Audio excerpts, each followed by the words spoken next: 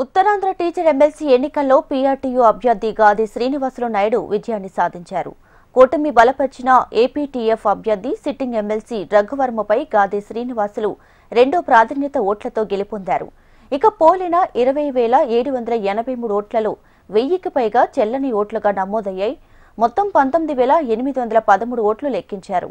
తొలి ప్రాధాన్యత ఓట్లలో ఫలితం తేలకపోవడంతో రెండో ప్రాధాన్యత ఓట్లు లెక్కించారు.